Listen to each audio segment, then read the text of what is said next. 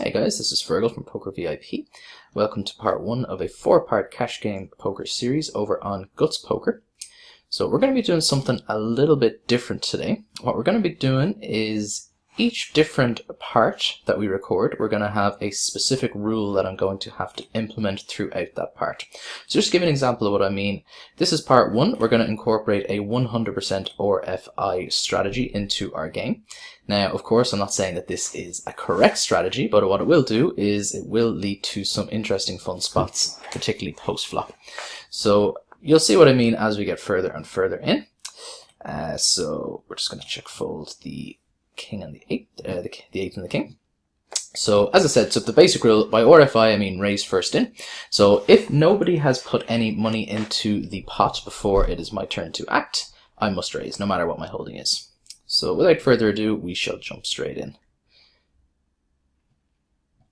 So this player 4 over on the top right table, they 3-bet pre. We're just obviously a very good flop for us. We're just going to start this off with a 3-bet. This jam is perplexing. We are going to call it off with top. He has, well, he had the bottom pair and he just gets there with a 10 on the river, unfortunately. So let's hope the rest of the season doesn't just go that way. Otherwise, it could be pretty painful.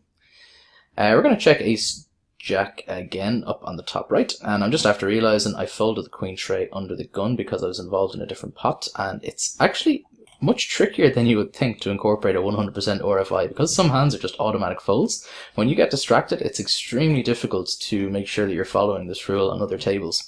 So, as I said, I probably will not stick to the rule 100%, but I will do my best to do so.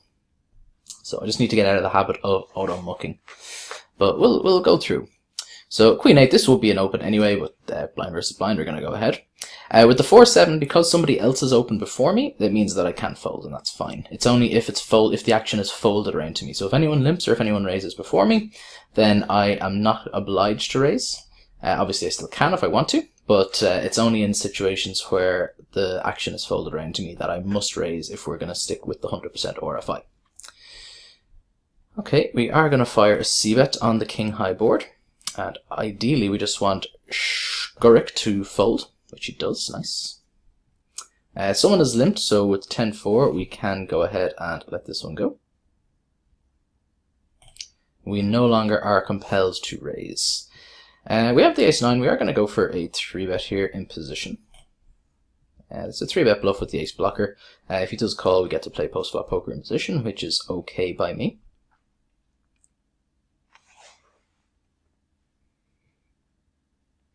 And the queen 10 we are likely going to use as a 3-bet bluff as well, depending on the action before us. So we do get a caller. The king high board we are absolutely going to be c-betting. So we're going to go 30 cent to try to pick up 52 cent. If he does call, we are likely going to give up the pot. Unless we improve. Fortunately, he goes ahead and he folds. 9-10, again, because someone else is raised, we can go ahead and let this one go. Jack 9, I wouldn't typically be opening this from this position, but we are going to go ahead and do so. And 10 Jack suited would be within my opening range. Anyway. So, as I've stated already, I am definitely not advocating this as a winning strategy. It's just to, as I said, hopefully encourage some more interesting post-flop spots. I'm a firm believer in post-flop being where any competent player's win rate comes from, so it's fun to create series that focus on those specific areas. King 5 offsuit again definitely wouldn't be in my under the gun opening range. We are going to bring it in here though. We're going to fire one and done on the 10 high board. It is kind of a connected board actually, so now that I'm thinking about it, maybe this is not going to be a one and done bet because he will have connected somewhat reasonably with this, but the Queen of Diamonds is a pretty good scare card. He does go ahead and fold. We did pick up the open ender as well, of course. 7 deuce offsuit. 100% would not be opening this as standard, but here we go. We're just getting a good enough price with the ace tray that we're going to go ahead and see a flop. Pretty trashy hand. We are looking to flop quite well if we're going to put any sort of substantial amount of money in the pot, but as I said, when we're getting that good a price, we got to just flick the big blind in. We don't have much choice. This is an incredibly well connected board, and we don't really have much of it. We have like the ignorant end of it, the gut shot, but we don't really want to hit our gut shot because again we can't win. Like, sorry, we do want to hit our gut shot, of course, but even if we do, we can't win a substantial pot in doing so. So we're definitely happy to go ahead and check fold. You see, with the ace tray, we pick up top pair. It's incredibly likely that it's relatively likely that we're not ahead here, but we just have to check call down here realistically. This does, his sizing here just stinks of value, but again, with top pair, when we're getting 4 to 1 on our money, we just gotta flick in the chips, I think, and it doesn't surprise me at all to see that we are behind, but I'm not gonna worry too much about it, as I said. We would have been in a trickier spot if he had bet a more substantial amount. The 10 tray, I think the king is a good card for us to represent, so we're gonna go ahead and do that. We get clicked back on, so we're going to let this go. And 10-4, I would typically be folding this blind versus blind, but we are going to bring it in now.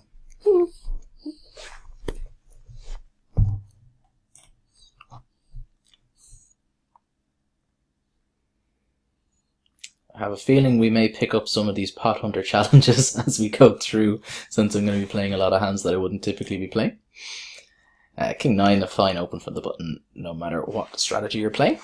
If you're not opening king 9 from the button, you're playing far too tight.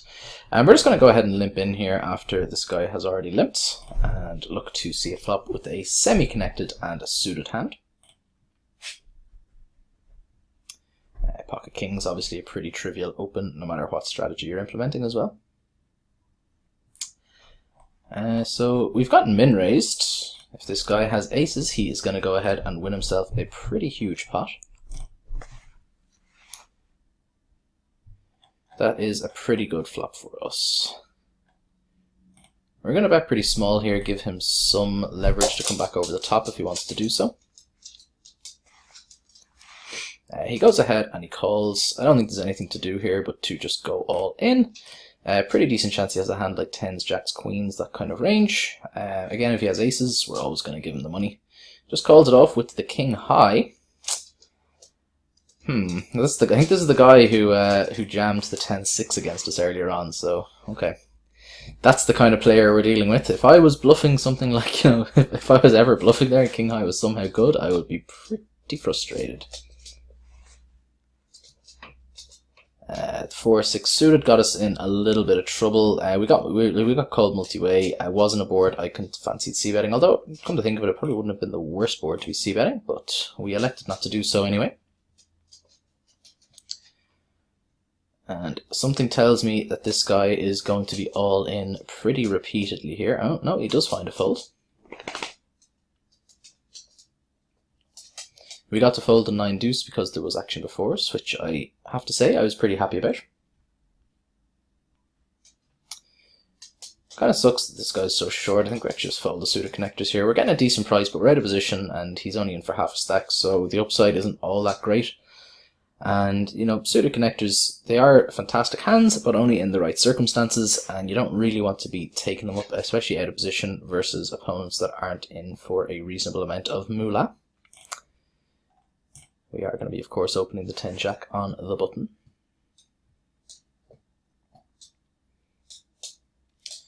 We have overs and we have a gut shot. We are going to c-bet here. We have a weak backdoor heart draw as well, which is not completely insignificant. Queen 6 suited, again, not a hand I would typically be opening from this position, but we are going to go ahead and do so. It's not far outside my opening range, so it's not like this is ever going to be an atrociously bad open. It's unlikely to be profitable in the long run, though. He folded. We would have hit our gut shot, which is a shame that he folded, but hey. It did bring in a potential flush, so if he did call with a heart draw and we got there, we would have ended up losing a pretty substantial pot.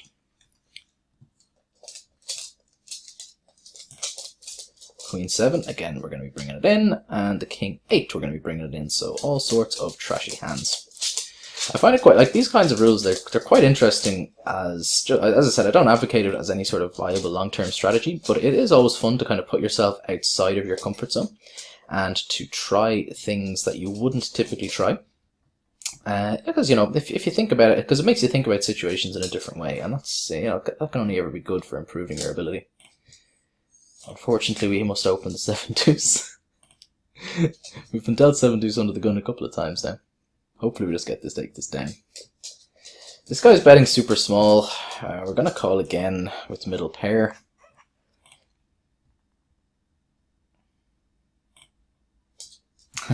He's been gradually decreasing his sizes, and he had the gut shot with the nut flush draw.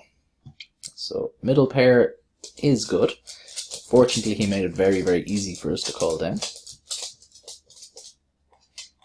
Again, I'm not sure. This is the kind of thing I'm talking about. I mean, if we're opening 7 deuce under the gun, I think that we need to be attacking boards more liberally than this. Like we have to bluff here now. We have to look to get him to fold. He calls down with ace king, which is an absolutely trivial call down after we've checked it the whole way.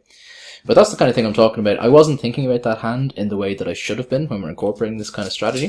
So I was kind of thinking of it in, I just looked down and I saw 7 deuce because I was involved in other tables, and I was kind of thinking, oh, I must have just checked in the big blind. I forgot that I was the pre-flop aggressor.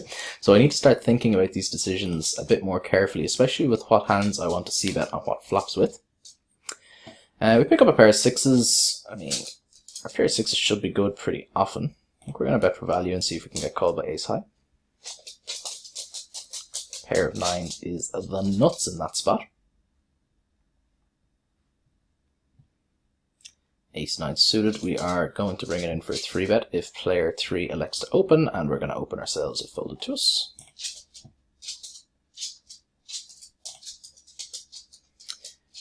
Our strategy is probably, our image on this table probably isn't going to be all that hot right now.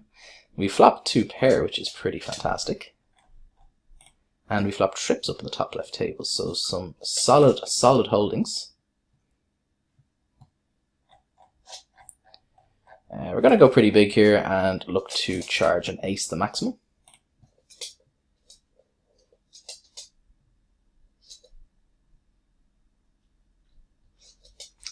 We've opened the jack and the 9. Unfortunately, we cannot call. And we're just going to pot it here and hope that an ace calls us down.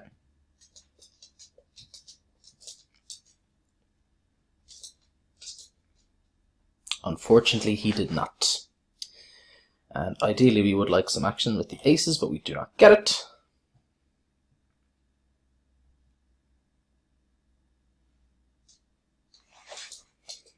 So I think we are actually up money, despite us incorporating this outrageous strategy.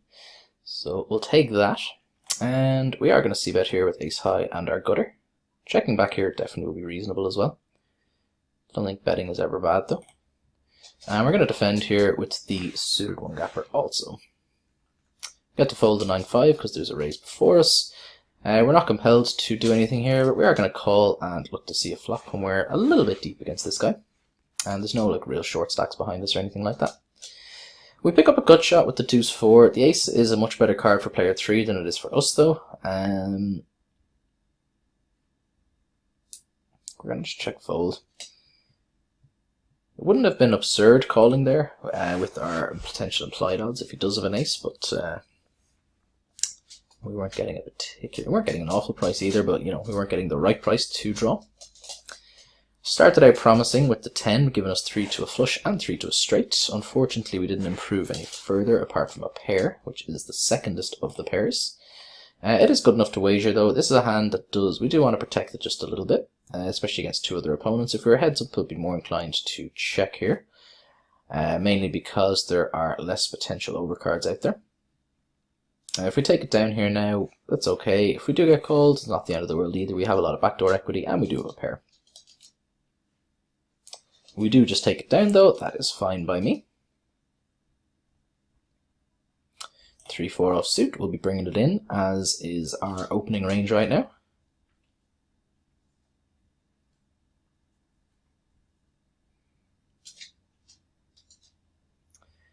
Queen 10 suited, we're going to 3-bet versus this guy when we are so deep. If he folds pre-flop, absolutely fine. When this guy 3-bets before us, we're just going to let it go.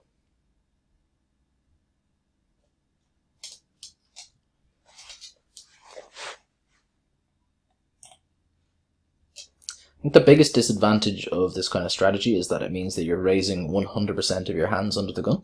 It's probably the biggest issue. Obviously, the further around the table you get, the more likely it is that somebody else will have opened before you. So it becomes less and less of an issue. But as I said, opening 100% of your hands under the gun is never going to be optimal. Ace 4, definitely not the worst hand to be doing it with though. And we're just going to fire one and done here unless we improve. King 9 facing a 3-bet, we're going to let this one go. And the 6-8 offsuit, again, we will be bringing it in outside of our standard opening range. We do get a caller. This guy has been mostly jamming. It's kind of strange that he's deciding to flat this hand. He's the guy who called down with King High, so we're not going to be bluffing too much against him, but we are going to be value betting our top pair relentlessly. I should have raised bigger here, actually. He's shown that he doesn't fold. We don't fold here. The ace obviously isn't great, but we definitely don't fold. Yeah, not versus this guy. If you ever consider folding a pair against this kind of guy, you're making a mistake. I almost folded the Jack 4 there, but I realized just before I clicked the button. Queen 7, again, not a hand I'd be looking to bring in. I hope that this guy rebought, and that's not a new guy. Unfortunately, because we're playing an anonymous table, I'm not actually sure. I didn't see if he left or not. If he did leave, oh no, he would have had to wait for his blind if he had left. So it is the same guy. Wonderful news. Okay, Jack 4. Let's start betting and hope that our opponent folds. And the 5-7, we're just going to be letting go, facing some pretty substantial action. We have a raise, a 3-bet, and a cold 4-bet behind. 8-9 offsuit on the button, fine opening hand regardless. Shkurik goes for the 3-bet. I wonder, is he onto our ploy? Ace King into ace is pretty sick. And let's hope that this guy rebuys again. And we're going to be letting the 8-9 go.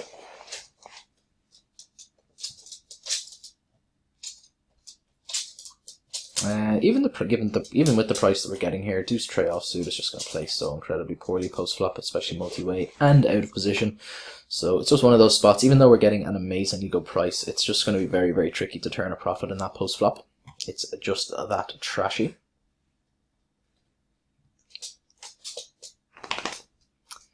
We do get a caller on the button with the 8-Jack. Not what we wanted. We called it off versus this guy with the ace tray. Right, definitely ahead of his jamming range for 3.5 bigs. We're not planning on betting unless we improve them. This guy, it's an empty side pot, so there's not really that much incentive for him to bet. Unless he has a strong hand. He has top pair, that makes sense. We elected to bet with our gut shot here. We're going to shut down here and hope to see a free turn and likely just check fold if not. Depending on the sizing, I mean even to a third we still fold. We're going to be re-raising with the ace king facing the small 3-bet. Let's hope it's not aces into ace king again. We're all in, dealer. He snap calls and he has the ace king. How anticlimactic. He's free rolling us. No diamond though, means that we are guaranteed the chop after the turn.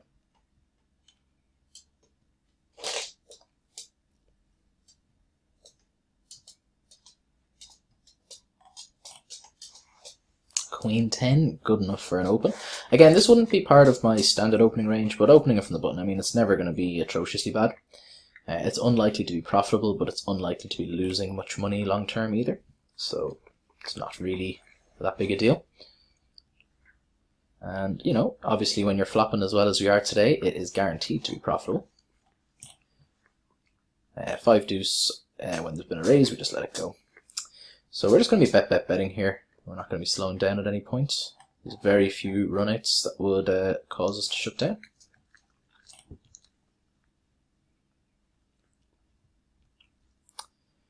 I think I'm just going to go all in here and go for the overbet. If he has a queen here, he's going to call. If he has a hand like king jack, he's going to be folding anyway. And we flop middle set rather, up on the top left table. Potential straight gets there, but we're not overly concerned with that. Unfortunately, he goes ahead and he finds the fold.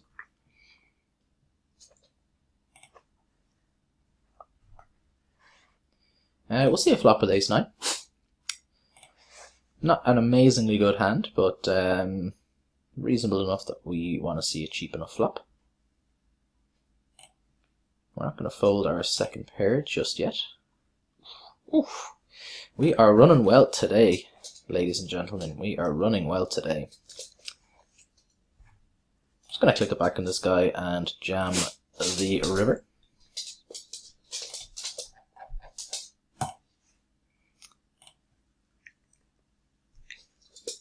Unfortunately, he finds the fold. I'd love to know what he has there. I mean, I guess he just had some sort of straight draw. It's the only thing that really makes sense. We're down to 3-handed on this table. This could be fast and furious very, very quickly.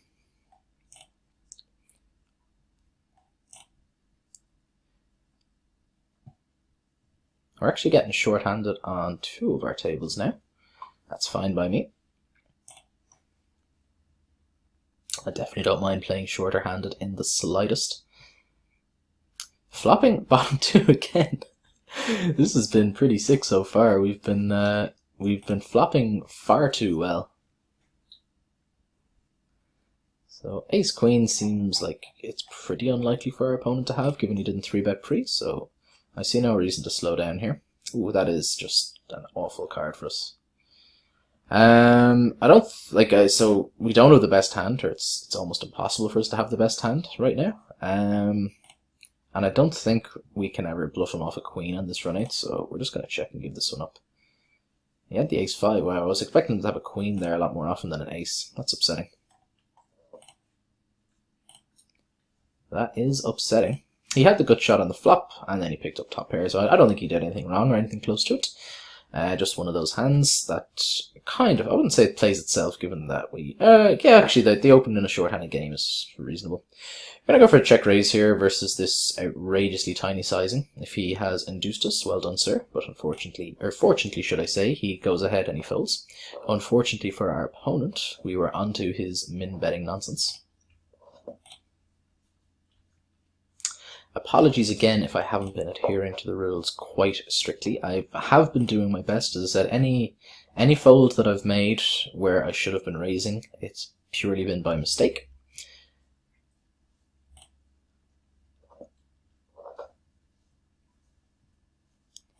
I'm going to check back one and go for the delayed c-bet here, if he checks just a second time. We have a pair now, so there's less incentive to bet here. I mean, we can go quite small, I guess. Seems reasonable. It's kind of hard to get called by worse here, though.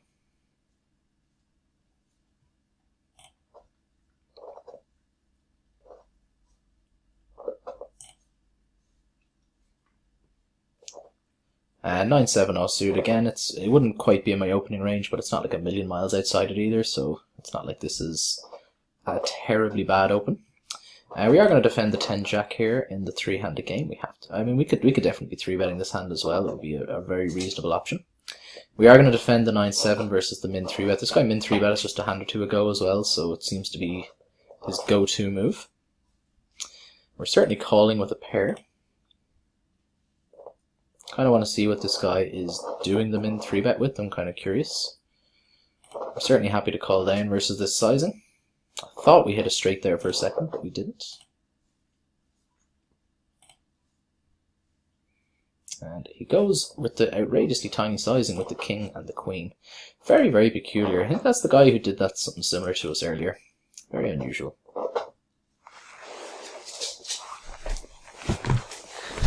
Sorry guys, my dog is making some noise on the ground there. Going to defend here. We're actually playing heads up here now, which isn't ideal for making videos. I'm definitely far from a heads up expert, but still pretty confident that I can beat these games. Especially when we are flopping this way. We flop the absolute stone cold nuts on the top right table. This is not a table that we're planning on slow playing. We're going to make it a euro on top to go.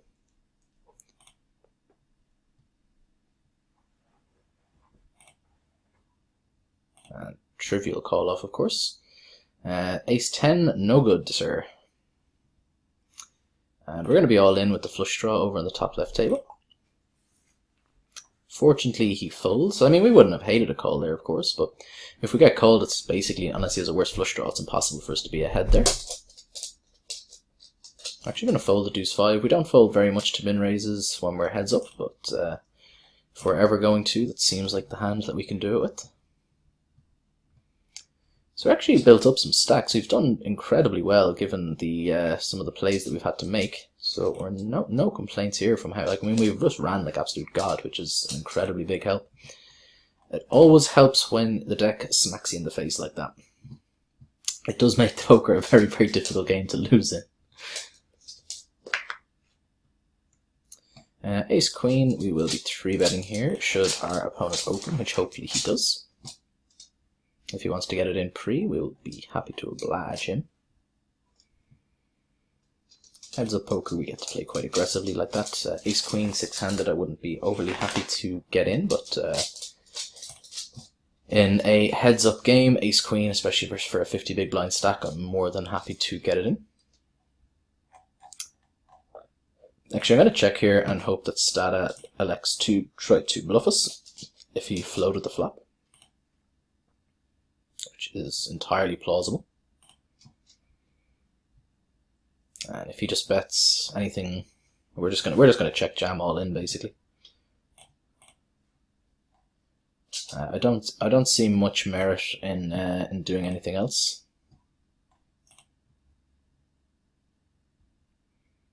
He has us outkicked by 1, unfortunately.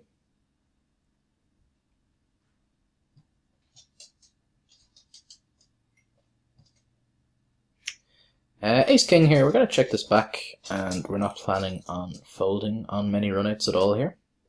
4 is pretty good, it reduces his pair combos. We're just going to bet for value here, see if we can get called by worse ace highs.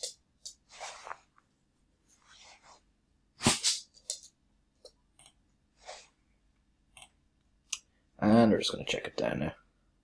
So we did get called by a worse ace high, but unfortunately he got there on the river.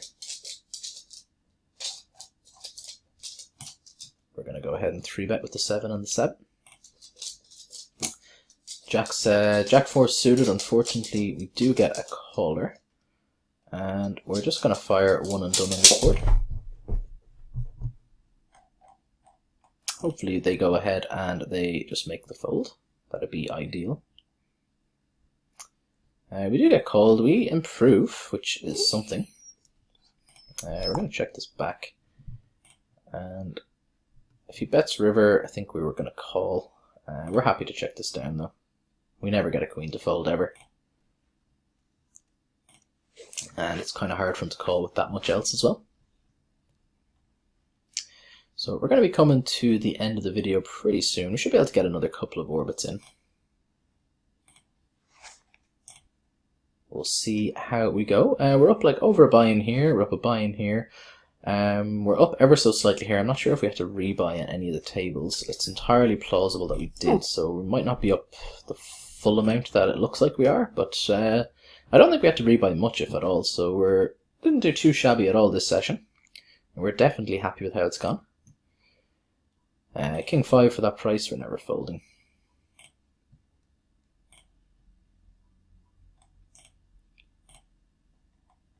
And the 6-7 offsuit. Again, we would typically be folding this as a standard, but we do bring it in. We're going to go ahead and 3-bet with the king and the jack offsuit if he had opened, but he did not.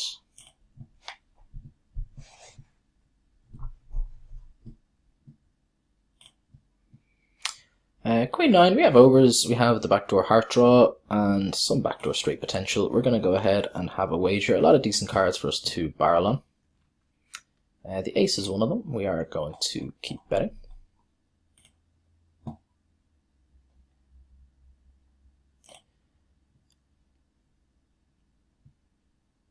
Looks like this guy is going to lead the river. He was thinking about it. Do we want to unleash the beast? I think we do. Try to get him to fold a marginal holding. Unfortunately, floated with this with ace high, which makes perfect sense.